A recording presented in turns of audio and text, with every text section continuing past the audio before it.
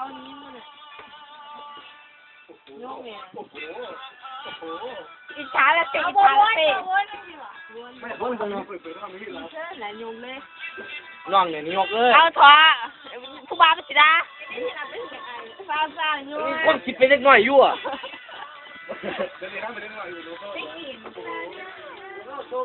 จะไปบังคือพวกหน้าวะไม่ชมรถกูชมรถแท้เพราะฉันเห็นหนักลิ้นวะ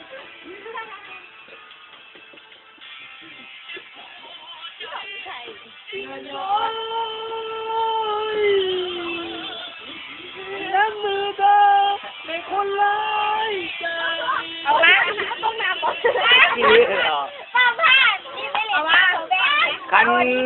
แล้วคันดี จะมั่วโยก คันดีบ่มาบ่เห็นตั้งขี้หรอก โยกว่าอะไรเอาข้าวสารมันก็ร้อยแล้ว เอามาเราบ่ใส่ นี่จะมั่ว เราบ่ใส่ เดี๋ยวอันนี้เต็มแก้วสองแก้วอันนี้เต็มแก้วสองแก้วเลยป่ะ มันแค่เจ็บปากเนี่ยนี่ถูกต้องเกี่ยวฉันเลยมึงอย่างเช่นเลย อย่าวางมันหวานแดงรถไฟ แล้วเงียบแบบ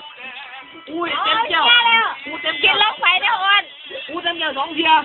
มึงเนี่ยของเทียอันนี้พอมีแม่เด้เจ๊แหละกล้วยมึงเจ๊แหละเจ๊แหละเอามึงชกเจ๊แหละเลยเนี่ยเจ๊แหละเอาถามเพื่อนมึงเพื่อนผู้แพ้เนี่ยได้ครบตาโอ้กล้วยมึงเจ๊แหละเนี่ยยางยังมาจีบกูเฮ้ยถ้ามึงแพ้กูนี่ทั้งฝนทั้งร้อนเลยมึง3 คนกูทำมึงใช่กูบอกเฮ้ยโซ่ทีละรอบว่ามึงแล้วร้อนโซ่ไอ้คนมึงเนี่ย กินเถาไว้มันยาแล้วมาเลยป่ะ แม่งเมาเลยยังเป็นในทัวร์ขาคืนหางคืนมีอะไรโอ้ย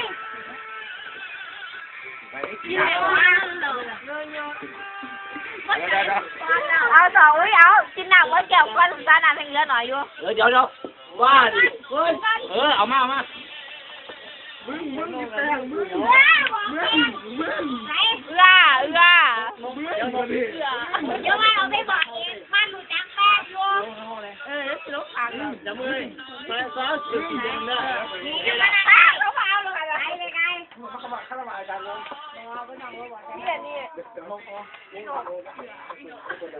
เราไม่อยากได้ยิน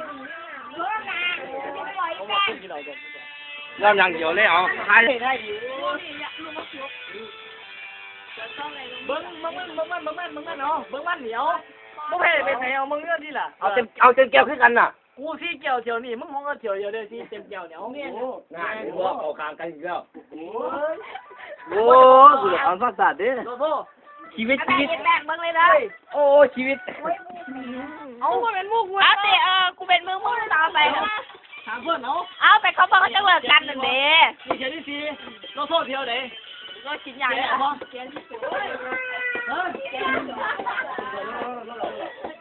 สี่แม่ผม ก็สี่เทียน2 เทียน นั่งนั่งอยู่เลยเสียเลยแล้วผมที่เสียมันลงอยู่อีก2 เจ้า เอาเร็ว นั่น อันนี้แค่กู นั่นกูดิกันแพ้เลยเดี๋ยวจะฟังแล้วมึงยอมแพ้กู แพ้ดีเนาะเอาไปเอาลงน้ำเลย นี่เดี๋ยวแม่ต้องโทษมึงยอมมากกูเดี๋ยวทำด่า ดีละถามว่ามีหมองซิงกับซิงเลยล่องมาหนึ่งมากินถั่วอด บ่ที่ไหนนี่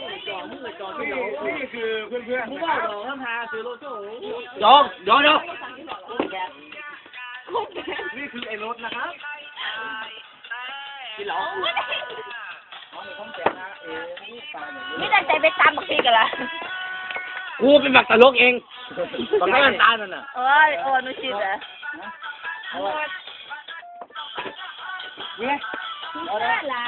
เดี๋ยวบอกกันไปแก้กับเด็กน้อยเนาะนี่ที่ต้องนั่งให้มัน ไปซื้อไว้เรียนแม่แบง นี่คือแฟนกันนะครับแฟนกันออกกัน20 บาท ม้วนเลยละตังเติมน้ำมันหมดอ่ะ วันนั้นเรากินเลี้ยงวันนั้นเรากินเลี้ยง เปิ้ล วันนั้นเรากินเลี้ยง พอแล้วเอาไปย้อนลงน้ำ มาแย่งมาไว้แล้วแค่เรา โอ้ยเปิ้ลเลยดูท่านแล้ว อีกคนหนึ่งเราเป็น4 คนเหรอกูแทงคุณให้มึงแล้วพ่ออีกบ่กูให้มึงฝนบังเอิญมึงเจอพ่อ ใจเดียวเขาบอกนะเขาบอกนะ คิดแล้วเดี๋ยว คือบอกเห็นมันดีเล่นหลายเลยเอาเนี่ยเล่นบ่ เอามาขาด บ่ขาดหลายเที่ยวแล้วเล่น เอาบอกว่าไม่กินน้ำมูล กินมาแล้วเรียนเร็ว แล้วแต่มันแหลมเอาเที่ยวไปเลยไปเลยเรียนบ่พูดกินแล้วมีนั่งโอ้ยจังโอ้ย หอมแก้มก็ยังจะหายหอมแก้มก็ยังจะหาย ตั้งยิ้มแบบว่า มาวันนี้เอามาเมากับฟังเอาผิดไทยกันกูไม่เคยถอยเอาเว้ยกูไม่เคยถอยมึงเนี่ยกูถอยอาจารย์ดังกูไม่ถอยมึงเนี่ยเมาเราเป็นในตัวมึงมาถามอะไรฟังเหรอมึงอยู่ที่ถามเอากูไม่ยินหนุ่มหรอกกูอ่ะ แม่คืออีเราอ่ะมันยังว่าเด็ก แม่ด่าตายสิแบ่งวะแม่กูก็สิฟิล์มอ่ะ บ่เอาด้วย20 บาทอ่ะ10พอเอา60พอได้เนาะเดี๋ยวมาไปซื้อเอาเพิ่นนี่เอาอยากคือมาซื้อ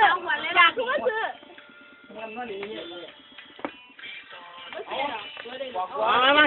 อามา20 บาทนะ น่ากินมาก เอา20 บาทนะ แม่ไม่ได้ต้องไปขอหวยเลย เงินมึงเอามาเอาแจกกินเอามาดิเขาบอกเขามา อยากกินซื้อให้ ไอ้เราสร้างเนี่ยนี่มึงไอ้สร้างนึงกันเหนียววันต้องหันกูออกคนแรกเด้กูออกคนแรก หมดเลยย่างเลยจ้ะ มึงกูเนี่ยกูนี่รถผ่านคนละคนที่ร้านไหนเพิ่นที่ร้านไหน แม่กับหมอบอก เขาบอกเสื้อ เขามาเพิ่น เขาบอกเสื้อแม่เราด้วยล่ะ คนบ้องคนบ้องมาเกี่ยวเฮ้ยเราก็จกให้เลยจกให้เลยว่าปะเนี่ยเอ้า เขาบอกเสื้อแล้วเอาแม่ไม่เสียเขากินเรื่องรู้ว่าหยุ่งยากป่านนี้ผลไม่ได้กินตาไหมแน่นไปหมดเลย ให้กดให้บอก หมดเลย บอกกดให้ แดง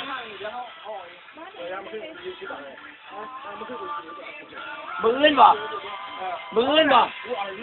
มันเด็ดใกล้เมิดมันนี่มันเด็ดใกล้เมิดมือหรอครับ ตาแบนเมื่อแล้วตาบ่ได้ร้อน เฮ้ย2 คนที่เมีย กูบอกว่า